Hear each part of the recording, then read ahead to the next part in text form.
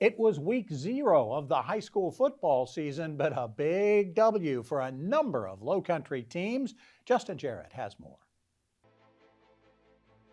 Hey, it's Monday, and it's high school football season, so that means it's time to take a deep dive into what went down under the Friday night lights in week 0. We had a full slate of 11 games and all but a couple of our Loco squads in action, but we'll start out with the game that has been airing on WHHI all weekend, the Lowco-on-Lowco showdown between rivals Thomas Heyward and John Paul II. Although, can you really call it a rivalry if one team has never beaten the other?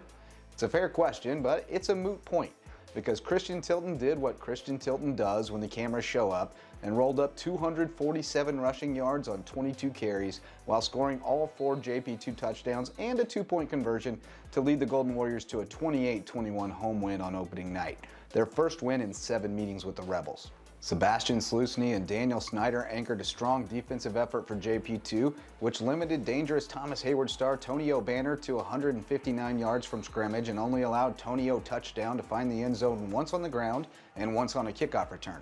Trust me, that qualifies as containing O'Banner.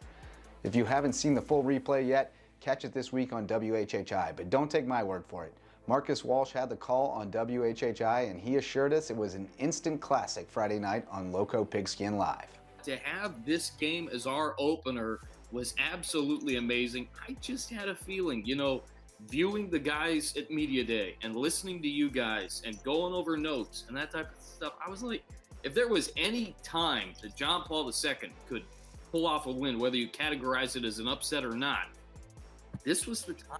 And doggone it, they came out and they just played their hearts out. Both teams did.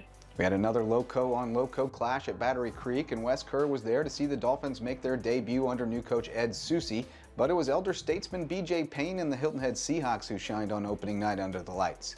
It was a big night for Jackson Bybee, seen here plunging over the goal line for the first score of the night, before back-to-back kickoffs ended up in the end zone thanks to Hilton Head's Nathan Apey and Creek's Damian Freeman, making it 14-6. But Bybee took over from there and finished with 3 touchdown passes, including 2 to Jake Huggins, who was on the other end of this dime on the run. Seahawks rolled 39-6. I made the trek to see the intra-Loco showdown at Colleton County, where new head coach Adam Kinlock has renewed the energy around the program, but the Hampton County Hurricanes came to town with a whole new persona, and it's built around nasty defense. The wrecking crew, led by Emerson Gerald, Trenton Robinson, and Mandrell Sanders, pitched a shutout on opening day, and Zion Dobson played through an injury to rack up 140 yards and a touchdown on the ground to start the very first Hurricane season in Hampton County with a 10-0 road win.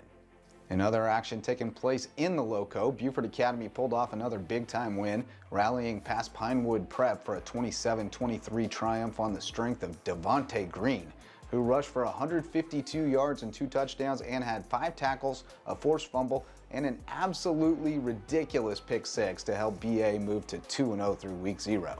Do the math on that one. Patrick Henry routed Cross 55-0 in Bluffton with 2 TD passes and a touchdown run from Hugh Ferry, while Bethesda Academy hammered Hilton Head Prep 50-7 and Savannah Christian humbled Hilton Head Christian Academy 49-0. The defending state champion Buford Eagles dropped their opener on the road as Class 5A Cane Bay scored a pair of late touchdowns to break open a close game and pull away 29-10. But a trio of Loco squads opened with road wins as Owen Bays threw 2 TD passes and rushed for another score, and Jeremiah Curry had a big night on both sides of the ball in the Bluffton Bobcats' 41-6 win at Beach.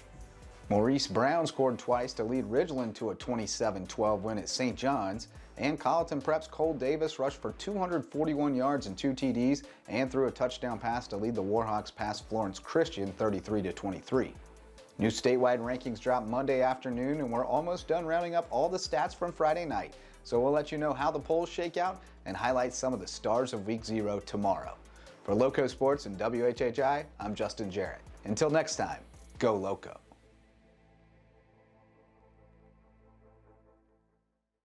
Thanks, Justin. We also want to thank Steve Wilmot for helping make us a little bit smarter early in the week. We want to thank you for taking the time to spend a little time with us here on the WHHI Daily News. If you missed anything at all, we'll be back in 90 minutes. I'm Bob Stevens.